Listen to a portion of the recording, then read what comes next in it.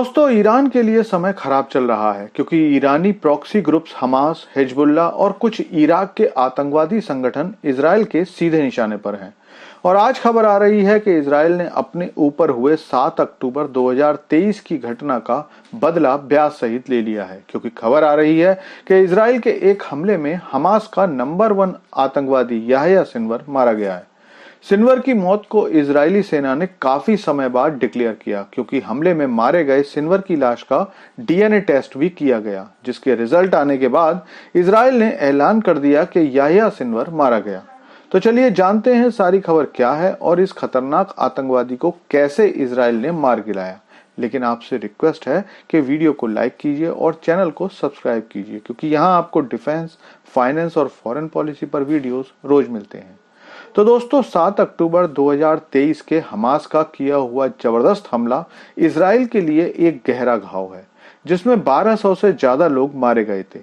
Hamas ने इस हमले में केवल इजरायली नागरिकों को मारकर या 250 से ज्यादा लोगों को बंधक बनाकर अपना गुस्सा ही नहीं दिखाया था, बल्कि यह हमला इजरायली सेना के लिए एक चुनौती भी थी। इजराइल ने इस चुनौती को स्वीकार किया और पिछले 1 साल में हमास का वो हाल कर दिया है कि अब हमास का कोई भी बड़ा नेता जिंदा नहीं है। लगभग 2 महीने पहले हमास के दूसरे नंबर के बड़े नेता इस्माइल हानिये की मृत्यु के बाद हमास का सारा काम सिनवर ही देख रहा था, और उसे ही आज इजराइल ने एक हमले में मार डाला। जिस इमारत में सिनवर मारा गया, वहां वो 3 और साथियों के साथ था। सिनवर की मौत के बाद हमास अब पूरी तरह से लीडरशिप के बिना ही हो गया है। पहले ही हमास को गाजा से राफा तक इजराइल खदेड़ चुका है, और अब सिनवर की मौत हमास का अंत तो नहीं कह सकते, लेकिन शायद हमास का बेस्ट टाइम अब खत्म हो गया है। सिनवर की मौत इजराइल के लिए बहुत ही बड़ी खबर है, क्योंकि हमास का नेता बहुत ही चालाक और बेहतरीन स्ट्रेटेजी बनाने की काबिलियत रखता था। माना यही जाता है कि 7 अक्टूबर के साथ साथ अब तक जितने भी हमले इजराइल पर हमास ने किए, उन सब में सिनवर का ही दिमाग था।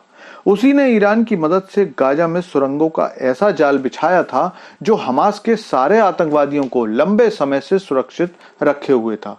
लेकिन सिनवर की मौत से हमास से ज्यादा नुकसान, या यूं कहें कि इस घटना से सबसे बड़ा झटका ईरान को लगा है, क्योंकि पिछले 2 महीनों में इजराइल ने हमास के इस्माइल हानिये, हिजबुल्लाह के नसरुल्लाह और सैफुद्दीन और अब फिर से हमास के नंबर 1 सिनवर को मारकर ईरान का इजराइल को परेशान करने का प्लान लगभग चौपट कर दिया है।